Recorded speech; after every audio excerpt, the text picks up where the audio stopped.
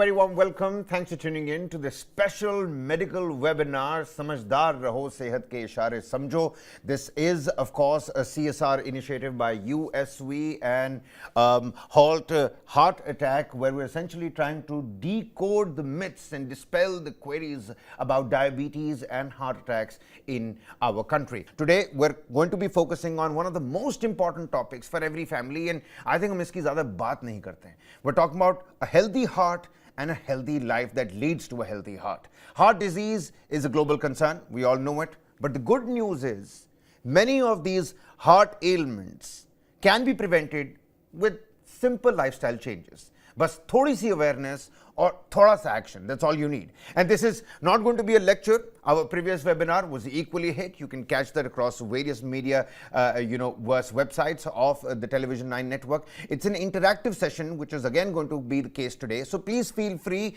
across all the people that are joining us on our webinar to please switch on your cameras, show us your beautiful faces, raise your hands, or you can drop your questions in the chat box. हमारे doctors अभी इसी समय आपके सारे सवालों का समाधान और आंसर यहीं पर on this live webinar देंगे. Our doctors will be answering them live. आपके सवाल उनके जवाब directly hear it from the experts. And we're honored to have with us of India's leading cardiologists. Let's get the snowball rolling without wasting any more time. These are busy doctors, let me tell you. They're taking out crucial time from their daily schedules. There are many people that are, of course, waiting their services in various OPDs. Joining us, Dr. Dhamodaran K, Senior Consultant, Interventional Cardiologist, Apollo Hospitals, Chennai, and Dr. Vilas Magarkar, Head of Cardiology, Seth, Nandlal, Dhoot Hospital from Sambhajinagar. So let's get started with this journey towards a healthier heart and a healthier life. चलिए शुरू करते हैं. आइए बात करते हैं सबसे पहले Dr. Vilas Magarkar, who is also with us on the broadcast. Doctor, very warm welcome to you. Many thanks for taking out the time. I certainly do understand and agree that you have a busy schedule that's lined up for you. And when I was going through, your own designation, it doesn't come short of, honoring a war veteran with all the, medals that they've gotten. We're talking about DM, MD, FACC, FSCAI, FESC. My apologies if I'm not doing justice to that long list of laurels and accolades that you have to your name, Doctor. Many thanks for joining us here. Many thanks to all the viewers. And I will be putting across some questions, put you on the spot, Doctor, because many a times you're the person who's putting the patient on the spot when it comes to heart ailments. This time, Doctor, collectively, everybody who's joining us on the webinar will be putting you on the spot. So get ready for those questions. But let's warm up. Constantly I've been seeing, Doctor, we try to compare our life with how many cigarettes one is smoking. Come winter season, when there's pollution in the national capital, people start saying, okay, if you're traveling outside in Delhi, this is equivalent to 10 cigarettes. If you've had 2 samosas, this is equivalent to so many cigarettes. So is sitting down the new smoking?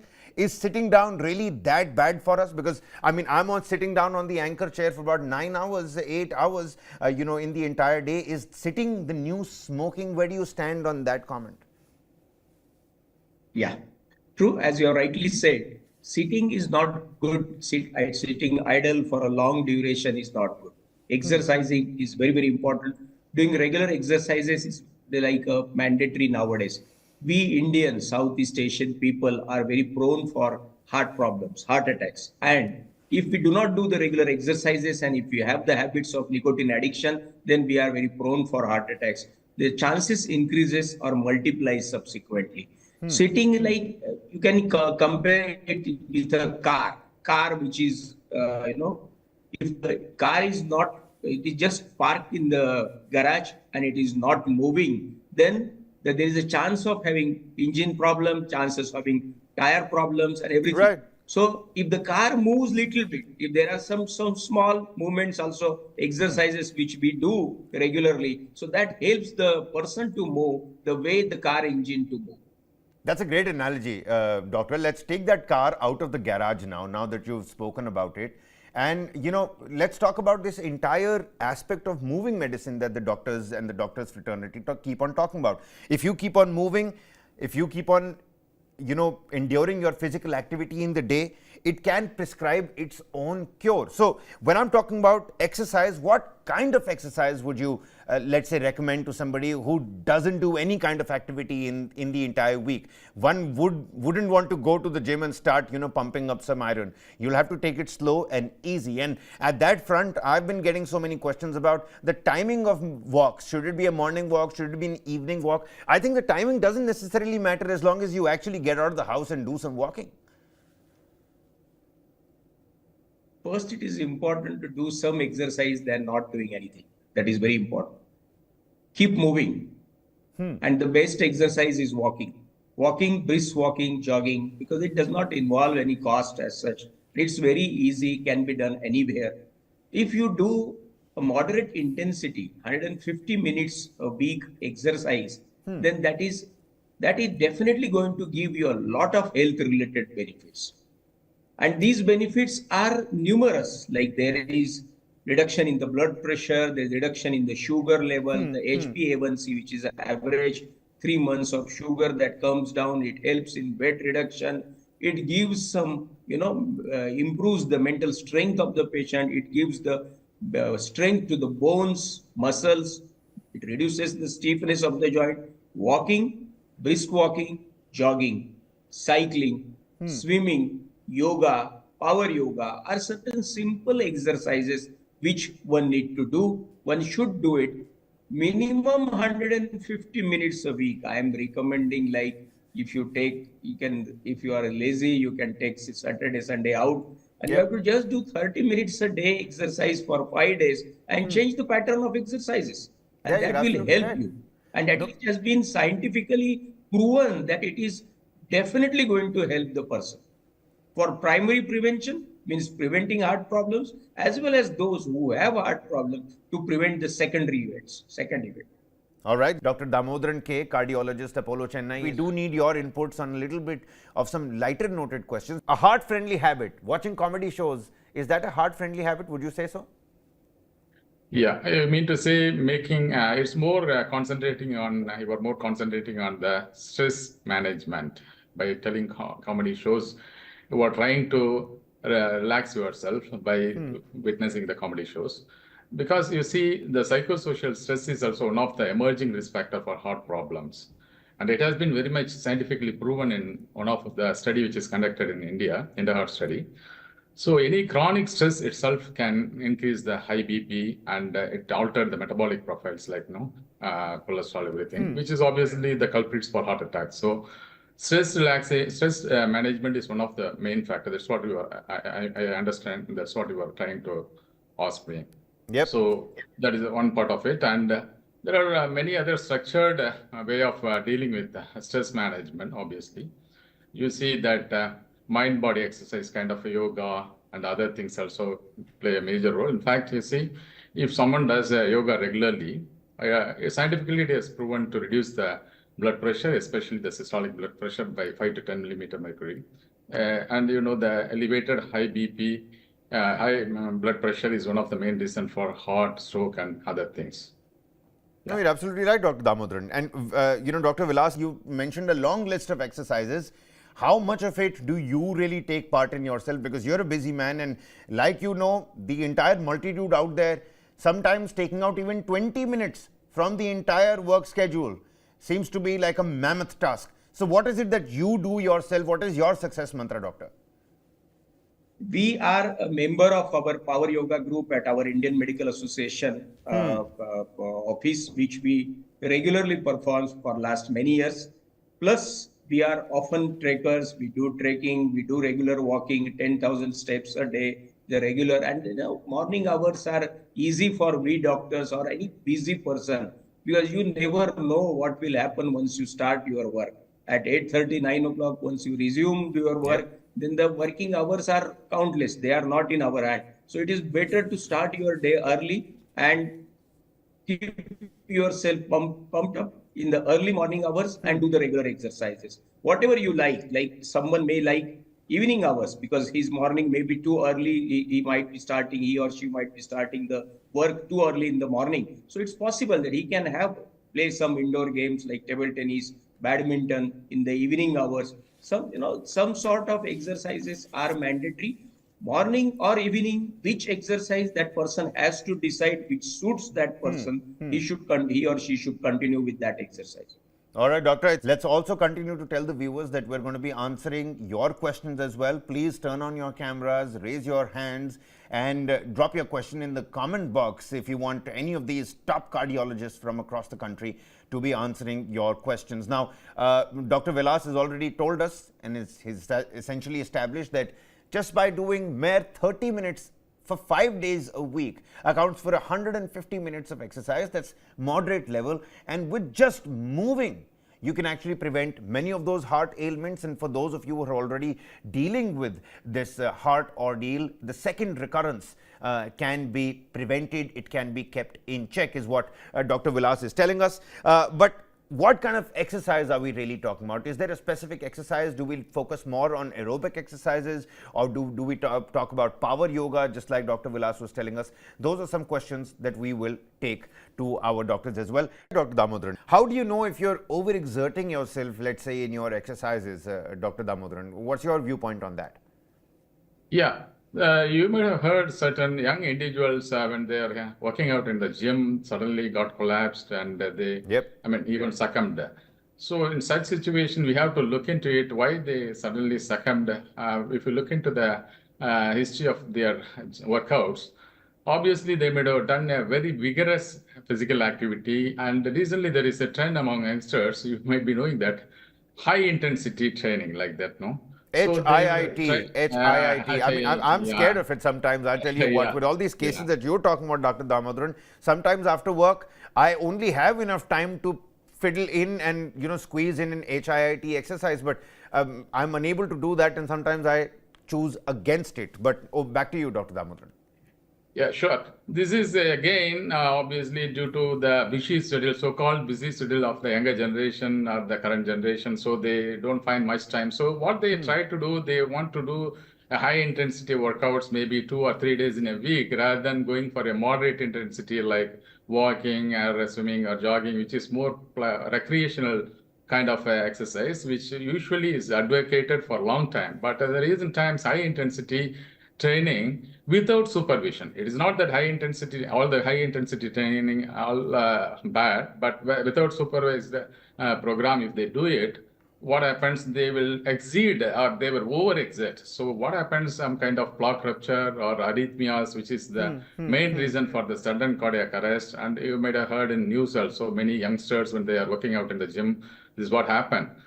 So when I put all this exercise for a healthy heart, for a heart healthy lifestyle practices, what I usually look at it, it should be more of a balanced kind of exercise. One should go for a aerobic exercise, kind of moderate exercise, like a walking for 30 minutes per day, at least 5 days in a week.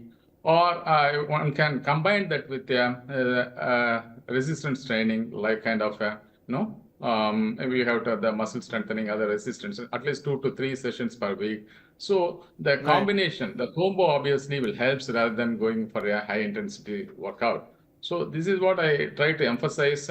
People should have a balanced way of looking at when they come to exercise. They should not try to achieve the heart health within a day or overnight. That is not possible. That will actually lead to harmful effects. Because the younger generation somehow feels like the HIIT and this high intensity interval training is a cheat code to lose more fat and lose more weight in a lesser amount of time, which essentially is not the truth. It doesn't happen like that. And Dr. Vilas is also with us. Dr. Vilas, people take a lot of, blood pressure medicine.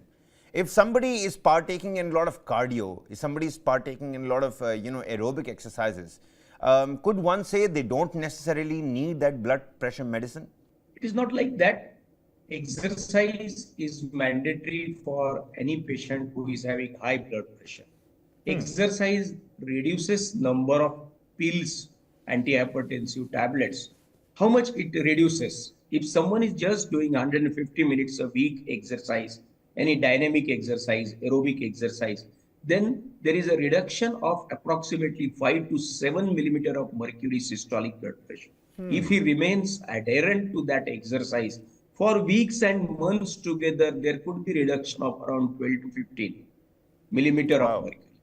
any antihypertensive tablet, one tablet approximately reduces blood pressure by 5 to 8 millimeter of mercury. Approximately, different types of antihypertensives are there. So if we remain adherent to the antihypertensive treatment, we remain adherent to the exercises regularly, you will notice that your number of tablets will reduce gradually if you remain adherent to the exercise. Exercise is producing systemic vasodilatation. Exercise reduces systemic vascular resistance. It is just like dilating the vessels, relaxing the vessel. Suppose there is a traffic jam. There is a traffic jam. There is a difficulty in passing through that traffic jam. If you widen the road, traffic will easily move. Similarly, if you do exercise, the blood will flow. If the blood will flow, then the chances of blood pressure reduction will be there, and more reduction will be there, less number of antihypertensive tablets are needed. This is for the adherent exercise schedule responsible for reduction of antihypertensive tablets. But remember, we are giving multiple other benefits by doing exercises. Not only the blood pressure, sugar reduces, weight reduces, energy level increases, mental strength increases, chances of having depression and anxiety reduces, patients start feeling well. Then there is a, cholesterol level. Cholesterol reduces significantly, and ultimately it leads to subsequently huge number of reduction of vascular events in future. So it is exercise acts just like a dilatation of the vessels, which is done by such medicines. I am not saying that if you do exercise, you will not need antihypertensive, but definitely exercise is mandatory. It reduces number of antihypertensive tablets. Plus, if you are remain adherent to the exercise, there are high chances that you will be disease free subsequently in your entire life. But Dr. Vilas, you've given us two motor analogies, one of the car standing idle in a garage and the other one is of the traffic movement. You seem to be like a car head and a car junkie to me. We can discuss that in detail later. But when we're talking about blood pressure and some symptoms that people can talk about, some underlying symptoms that won't necessarily be caught by the common eye outside. Let's say somebody who's coming of age doesn't have much medical complications, but there is a BP issue. What are some symptoms that one can keep in their mind or keep a tab on, keep a constant check on? Are there some underlying symptoms that people don't necessarily talk about or the medical books miss out on? Yeah, the most important thing is hypertension or high blood pressure is a silent killer. Many times, patients, they do not have symptoms. That is the sad part. And gradually, the blood pressure keep on increasing, and these the digits which are very high subsequently damages the organs like heart, kidney, brain. And after having the damage, then patients start noticing, yes, there is some issue which has happened because of high blood pressure. It is not an uncommon thing in our clinical practice that patients which are coming to us have not checked their blood pressure because they were not having symptoms. True on their part to some extent, but what I would suggest that in India, when in urban population, around 1/3 of the population is having high blood pressure, more than the desired level, one should have intermittent checkups at home with home digital BP apparatus, at the level of family physicians, or you can have some health checkup plans at the corporate hospital where all these, silent things can be diagnosed. This is one thing as an asymptomatic rise in blood pressure. Second thing is headache, giddiness, palpitation, own awareness of the heartbeat, and breathlessness on exertion, sometimes sweating. These are the signs of increased blood pressure. But remember, someone may have 160, 108 blood pressure, but may not have any symptom. But if someone is having symptoms, then he must check the blood pressure. High blood pressure could be the reason of such symptoms: headache, giddiness, shortness of breath on exertion, sweating, palpitation, and some chest discomfort. At home, so many of our mothers, our sisters, several men as well, they're now homemakers, doctor. They do all the chores at home, kapde dho liye, bartan manj liye, jhadu pocha laga liya, And they say that, we're walking around the entire house. Do we need more exercise? Is that enough? What do you say, doctor? What do you have to say to them who think that at home what they do is enough of movement and exercise? Is household chores that they come into the mild intensity exercise. And if we think of having heart protection, if we think of having protection for heart, brain and kidney to prevent the subsequent vascular event, we need some better exercises than that. Because what we have recommended in the initial part of the lecture, the exercises should be moderate intensity exercise for 150 minutes. If you are doing some household work, that is not necessarily going to give you the, that aerobic exercises are not possible to that. The heart strengthening exercises, circulation improving exercises, calorie burning exercises, muscle strengthening exercises, those are not there. It is definitely better than not doing anything. But even those people, those who are doing some household jobs, they also have to do some aerobic kind of exercises. One more thing which I need to strengthen is I need to put it into, the muscle, the core muscle, the muscles also need to be built up with some muscle strengthening exercise. It has been proved beyond doubt that muscle strengthening helps to burn the calories which we consume. It helps to reduce the cholesterol. It helps particularly to reduce the blood sugar level, because less the fat patient is having, more muscle mass the patient is having, there are less chances of diabetes, because diabetes is mainly a central obesity and insulin resistance. That is the scenario which is commonly seen. So muscle strengthening exercises also need to be combined at least twice a week along with your routine exercises. And it has to be like a nice balance, a healthy balance of cardio exercises, a healthy balance of aerobic exercises, a healthy balance of muscle building exercises. The synthesis, purely the formation of muscle, is going to reduce fat and weight in the body, which is again going to have multiple positive benefits in the long run. Talk to us about cholesterol as well. We've spoken about diabetes, we've spoken about how moving is a medicine in its own self, but HDL, LDL, good, the bad cholesterol, and exercising, does that improve our cholesterol levels, or is that purely managed by our supplementation or our diet and is managed in the kitchen rather than the gym? Yeah, low density lipoprotein is the LDL. LDL is the worst cholesterol. LDL is the bad cholesterol. HDL, high density lipoprotein. High density lipoprotein is the good cholesterol. More HDL cholesterol, lesser the LDL cholesterol, better for the patient for preventing future vascular events like heart attack, paralysis, kidney dysfunctions, etc. HDL just works like a vacuum cleaner. It sweeps the bad cholesterol from the vessel, away from the vessel.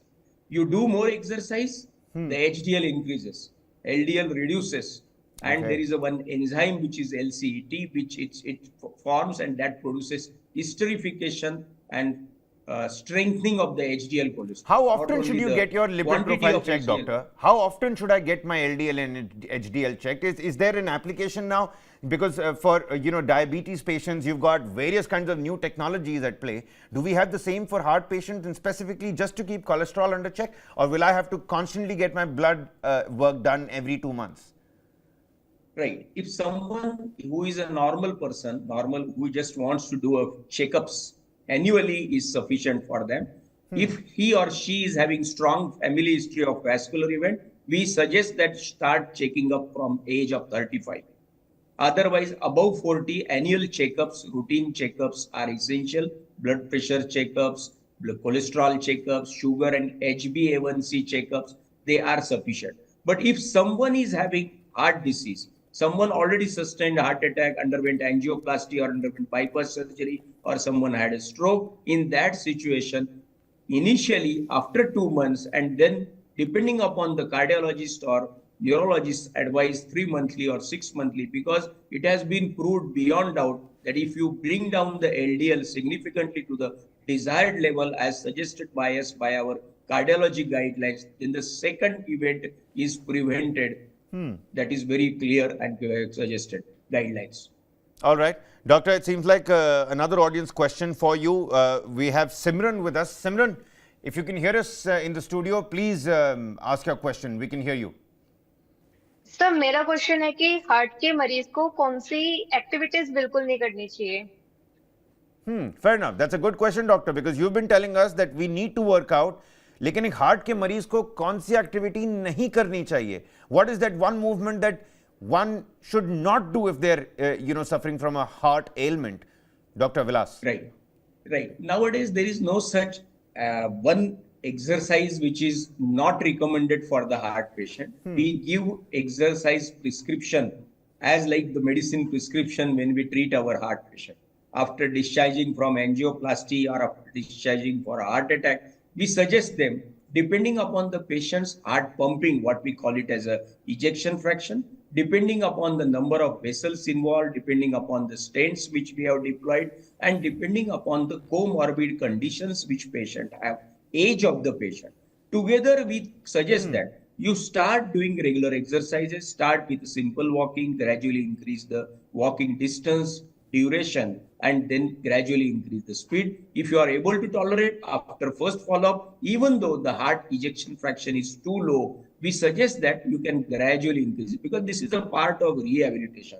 It has been seen that even the heart failure patients, those who are improved of heart failure, those who were intubated, ventilated, ejection fraction was low, after few days, weeks, or a month or so, if they start doing the regular exercises, their future outcome, their chances of getting repeat heart failure, repeat hospitalization, or death reduces if they are doing regular exercises. So exercises are mandatory. There are certain heart diseases where we do not suggest to do activities like contact sports, like playing rugby, playing baseball, or playing football. Such activities, when the patient's heart muscles are too thickened, he is having hypertrophic obstructive cardiomyopathy, there is a left ventricular obstruction, or someone is having severe pulmonary hypertension. In such situation, we suggest them to avoid extraordinarily heavy exercises like climbing mountains or trekking or doing contact sports like such high intensity sports. Understood. Those are the diseases where we avoid. But nowadays, with successful revascularization and a good follow-up, proper medicines, near normal heart pumping, after angioplasty or after bypass, you are quite commonly seeing patients are running in marathon also. Well, absolutely. And doctor, at the same point in time, that's a great opinion that you've given. And I hope, Simran, your question has been answered. Because let's not, stigmatize exercising after, a heart ailment or a surgery. It's important that rehabilitation is done, of course, under right kind of guidance from the doctors, his team, like Dr. Vilas was just telling us. Can dancing or Zumba count as serious cardio exercise, doctor?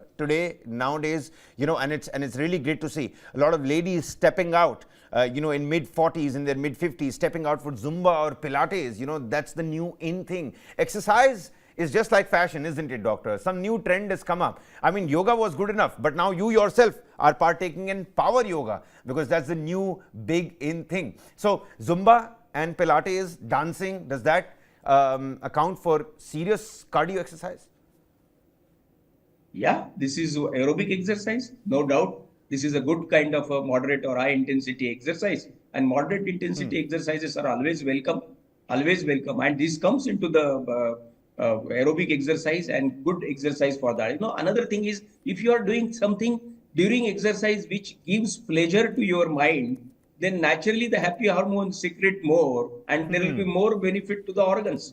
So if someone is fond of dancing and he or she is dancing and doing exercises, so naturally there will be more benefit than someone who is a serious patient person and who does not like to dance and he is made to dance just as a part of exercise.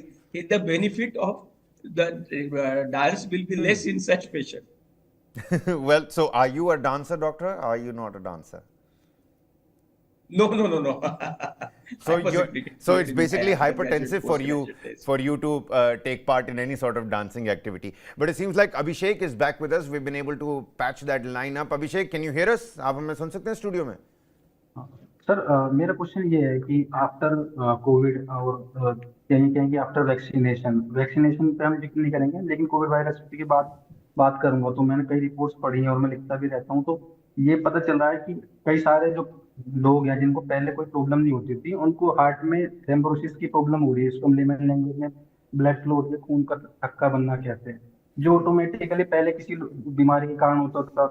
अब बताते हैं कि virus के side effect के कारण एम्ब्रोजन हो रहा है, जिसकी वजह से ऑटोमेटिकली ब्लड क्लॉट हो जाते हैं और कोई सिम्टम्स नहीं आते और इस वजह से हार्ट अटैक आ रहे हैं। तो क्या सर ये वाकई में ऐसा है, थ्रोम्बोसिस की प्रॉब्लम क्या आफ्टर कोविड वायरस बढ़ी है क्या? और अगर किसी को थ्रोम्बोसिस या ब्लड क्लॉट जिसे हम कहते हैं वो प्रॉब्लम है, तो इनके सर सिम्टम्स हम कैसे डिटेक्ट कर सकते हैं? क्योंकि हम देख भी रहे हैं कि कोई भी फिट व्यक्ति है, चलते फिरते हार्ट अटैक आ रहा है, बाद में रिपोर्ट में पता चलता है कि ब्लड क्लॉट था, थ्रोम्बोजन की वजह से डेथ हुई है। तो सर क्या ये बातें ठीक है? और एक क्वेश्चन ये, इसके साथ एक सवाल ये भी है सर, इस डर की वजह से कई लोगों ने अब ब्लड थिनर यूज करने शुरू कर दिए हैं ओवर द काउंटर ना के, कि कहीं ब्लड क्लॉट ना हो, हार्ट अटैक ना आ जाए, तो वो ब्लड थिनर खाना शुरू कर दिए लोगों ने बिना डॉक्टर की एडवाइस के। तो ये कितना खतरनाक है सर? ये दो सवाल है मेरे।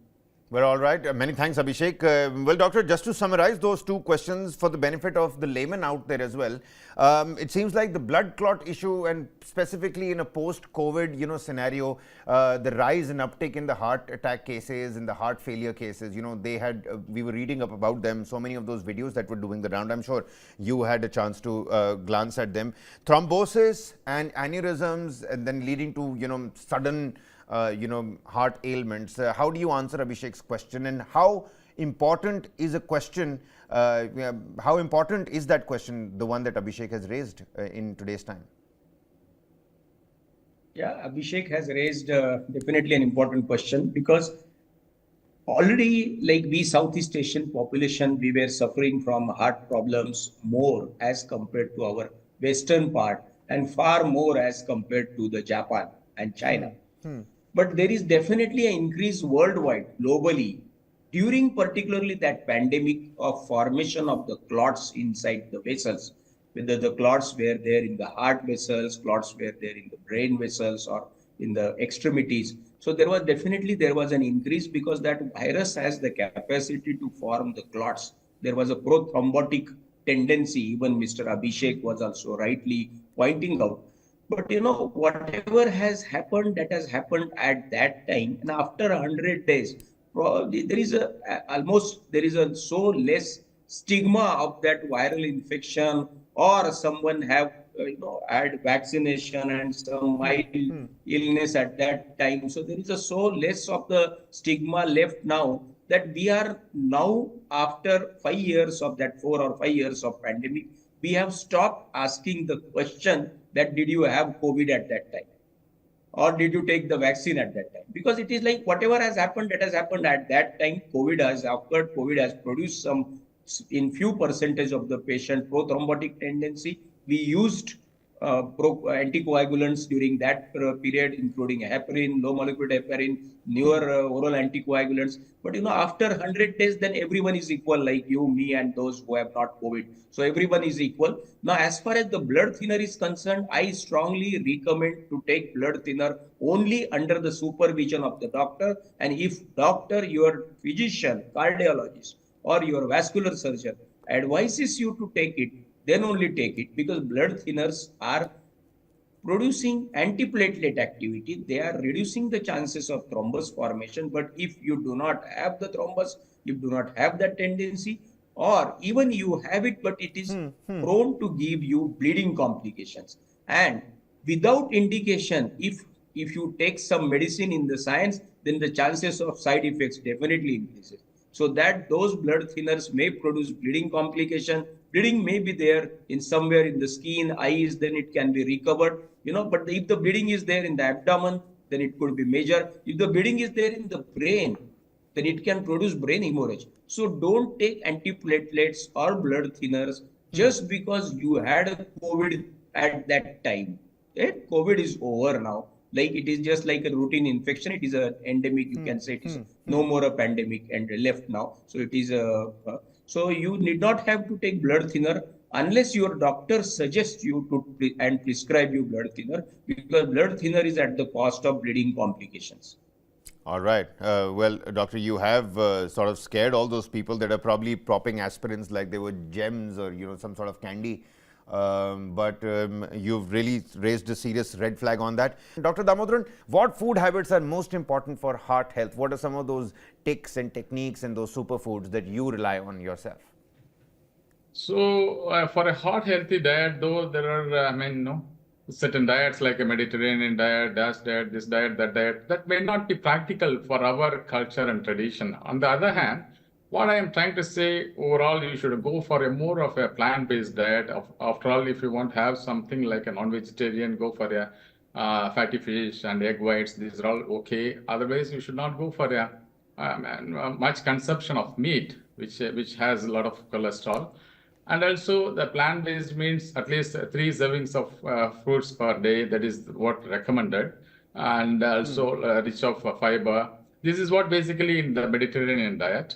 When coming to the oil consumption, obviously oil consumption and dealing with oil is more of an oily issue. And you need to be very careful about the combination. What I generally practically advise to any family member who accompanies, especially ladies who accompanies the patient, I usually ask a number of people in the family, say, for example, go for half a liter of oil per month consumption. Say, for example, 4 people in a family, go for 2 liters. And the ratio should be like 3:1. One part will be of a monounsaturated fatty acid oils like gingerly oil or something like that. Whereas the other one, the 3 parts will be like kind of a rice bran oil and or sunflower oil. This is the reasonable this one. More than that, we should try to avoid the trans fatty acids. Trans fatty acids means they should not. We have the habit of always conserving things. When our mama prepares something in the morning, if there is a residual balance of oil, they will recook it with the same oil. That is more dangerous than obviously going for this. I think Dr. Vilas also agree with me. So that is what the main issue, oil, because the oil is the main source of fat consumption, especially in our country, where a lot of masalas and kind of curries we used to have. So this is what so more of a plant-based food substance and less of low-calorie and high-fiber diet, fruits, and obviously nuts maybe in certain amounts will definitely make the so-called Indianized Mediterranean diet. That's what I can tell you. So this will definitely help you. Obviously, one should avoid preservatives, junk foods, that everybody knows about that because they're all having some of the harmful ingredients. We all know that. Yeah. Well, many thanks, Dr. Dhamodaran, for very eloquently putting it out. Our own structured, balanced, and Indian Mediterranean diet. Let's put it that way. I just coined the word. I may be wrong, but just to add some flavor to that talk. Yeah, because Indian palate, we need flavor. That there's always room for more flavor that can be added into our, on our plates. Mofizol, अगर आप हमें सुन सकते हैं, please अपना question बताइए. मैं जो सांस प्रश्वास ले रहा हूँ वह पूरा से नहीं ले पा रहा हूँ, थोड़ा नहीं, बहुत प्रॉब्लम हो रहा है, सर में दर्द हो रहा है और बॉडी बहुत वीक हो रहा है. This is your position right now. आपके साथ अभी ये हो रहा है? अभी हो रहा है. इसके पहले मैं कोलकाता में था और वहाँ पे मैं एक नर्सिंग होम में भी था, 60 दिन वहाँ पे था, लेकिन अभी वो हो रहा है. Well, this seems to be like a live clinic situation. Dr. Vilas, Mofizul is telling us that he's got a headache.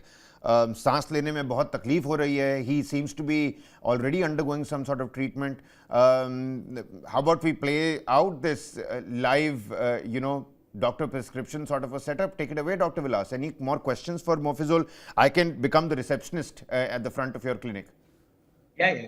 We have to advise him whether he is having high blood pressure, whether he is diabetes, whether he is asthmatic. It could be just an asthma which is producing breathlessness to him. If he's, what was the diagnosis when he was admitted for 7 days? Was he being prescribed with some medicines? Is he regularly taking those medicines? Is he following with his doctor? And depending upon his follow-up, whether the doctor is changing the medicine, it is very difficult sitting far away, thousands of kilometers, to prescribe something on such complaints, which could be because of so many diseases.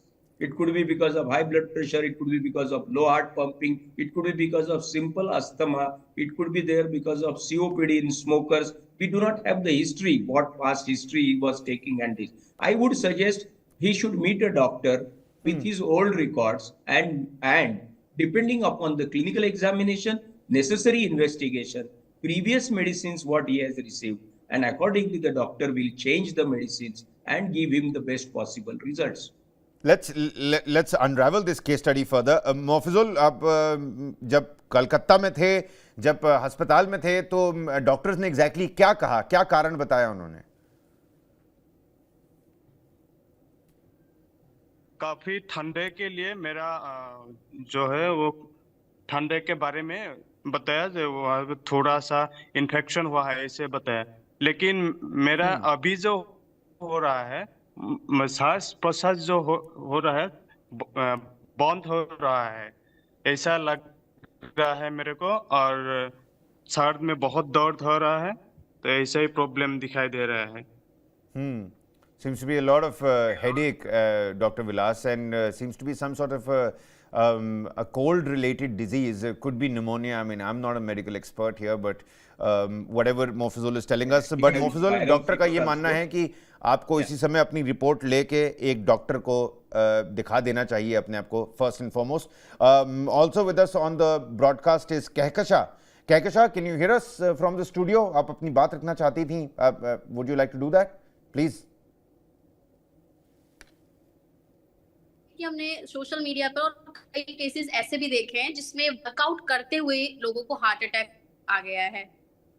तो ऐसे क्या reasons हैं कि workout करने के बाद भी heart जो है वो हेल्दी नहीं रह पा रहा है? That's a very good question, Dr. Vilas. Again, these questions are putting you on the spot, and I'm enjoying it low-key a little bit as well. Dr. Vilas, so many people, we've seen them running on the treadmill, picking up big weights, heavy weights, and then crumbling right then and there. Are there some telltale signs that they should understand themselves, or maybe they're ignoring? And could there be a possibility that there was no sign? A man was absolutely healthy, kept on going to the gym every day, kept on following his cardio regimen, and then one day the heart just gave up? Yeah, it is like exercise is good. Too much exercise, and that too when you are unaccustomed to the exercise, is not good. That is first thing.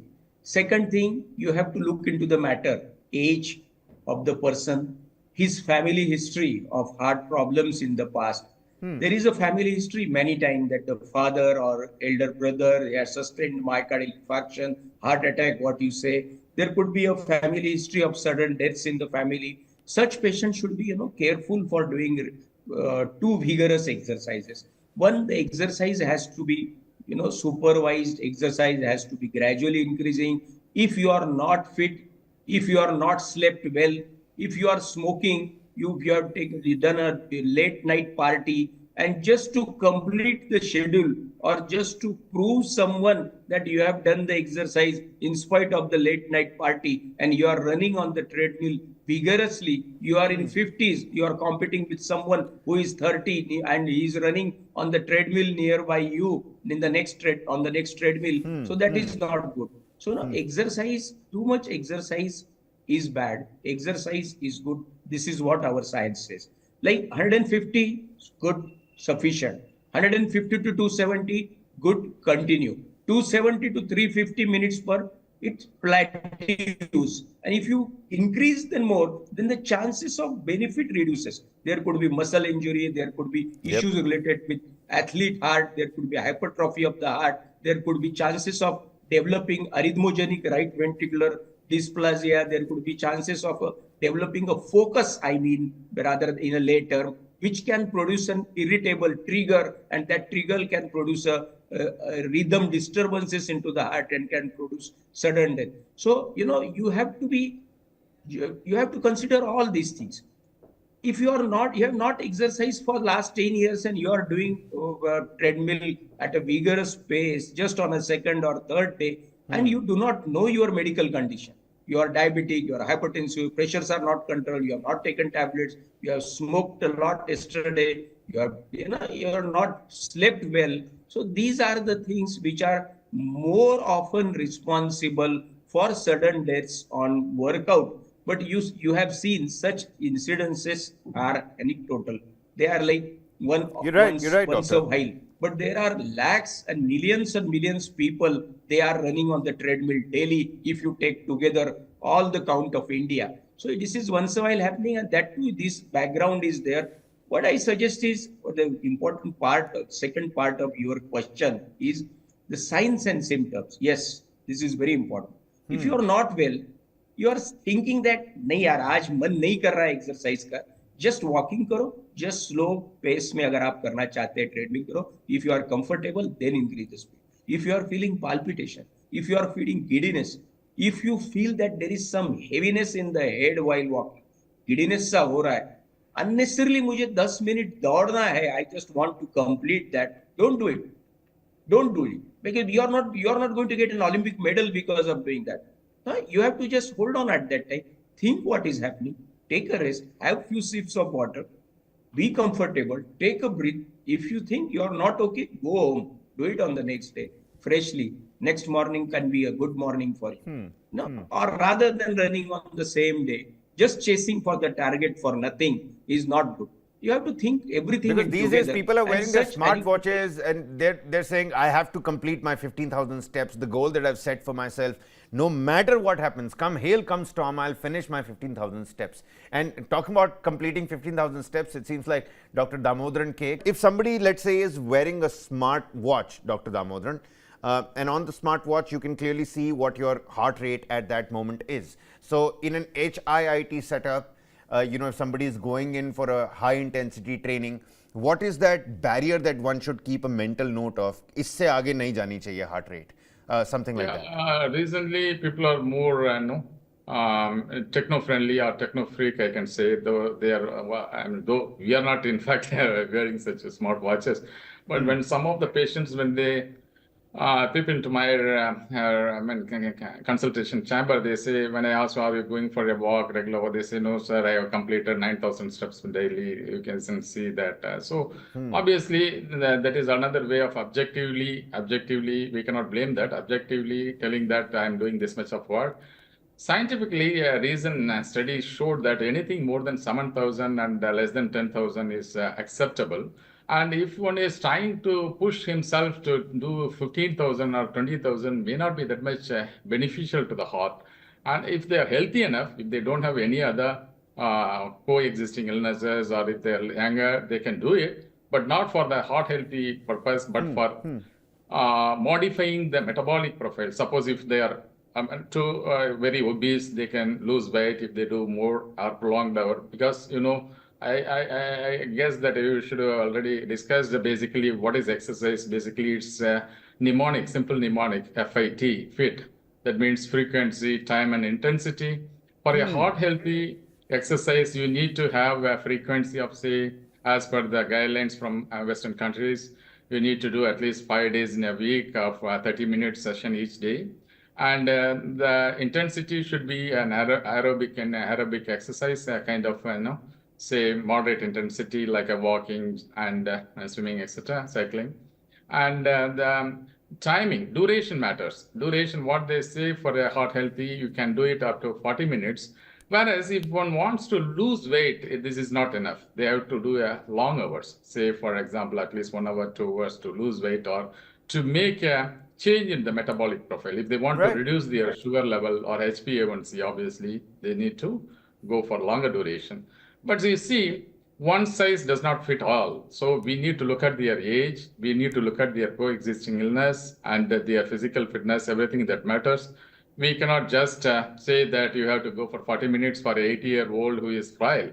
So we need to see the patient. In fact, if they have to, before starting their physical exercise program, they have to meet a physician. They have to meet a physician and get a general thorough checkup, BP, etc. And if they have any coexisting illness, obviously they should do a basic cardiac workup like a ECG, echo, treadmill, etc. So that they can be on a very structured, planned exercise program. That is what matters. Just if you ask somebody, they will say, "हम जा रहे हैं एक दिन में all these minutes जरा ऐसा just by telling those things may not be very meaningful, especially for a patient who has got already a heart problem. That is what I try to emphasize here. Many thanks, Dr. Dhamodaran, and especially for that, acronym, the FIT, the frequency, the intensity, and the timing. I think that should be the reason for you to draw that red line, because like we know it, the stimulus to work out is universal, but then each body is different and unique. You need to work out and cut a method that really works out for you and your body type and what you exactly and essentially want to do. I think, doctors, we're going to leave it here. Dr. Vilas Magarkar, HOD, Cardiology, Seth Nandlal, Dhoot Hospital, and Dr. Dhamodaran K, Cardiologist, Apollo Chennai. Many thanks, doctors, for giving us those clear cut and practical insights, for easing it out for our viewers. I think today's session has reminded us all that heart health is not about big complicated changes. It's about small and consistent steps. थोड़ा रोज चलना, थोड़ा रोज मुस्कुराना और अपनी सेहत का ध्यान रखना, which is why we've attempted to do these webinars with the people. To everyone who joined us live on the broadcast, Kaikasha, Abhishek, Mofizol, let's hope the very best for Mofizol, who's undergoing a little bit of a treatment as well. And remember, your heart is literally the engine of your body. तो अपना दिल है तो सब कुछ है boss, which is why these doctors have helped us understand why it's important to take care, their own success mantras for you. Many thanks, doctors, for joining us here on the broadcast. That's all the time we have for you in this edition of Samajhdar Bano Sehat Ke Ishare Samjho. TV9 network and the entire webinar setup is going to continue to bring you more of these discussions. We've already had one on diabetes, today's one on heart health. One's going to happen next, and what's next on the anvil? For that, you'll have to keep a tab on our website, but it is going to happen. Many thanks for watching this one. We'll see you around.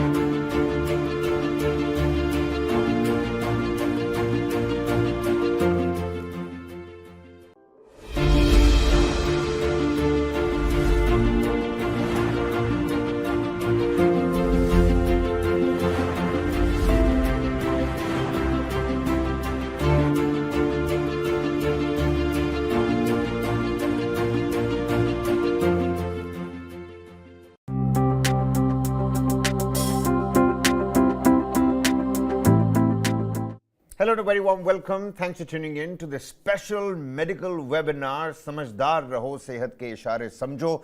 This is, of course, a CSR initiative by USV and Halt Heart Attack, where we're essentially trying to decode the myths and dispel the queries about diabetes and heart attacks in our country. Today, we're going to be focusing on one of the most important topics for every family, and I think हम इसकी ज़्यादा बात नहीं करते हैं. We're talking about a healthy heart and a healthy life that leads to a healthy heart. Heart disease is a global concern. We all know it. But the good news is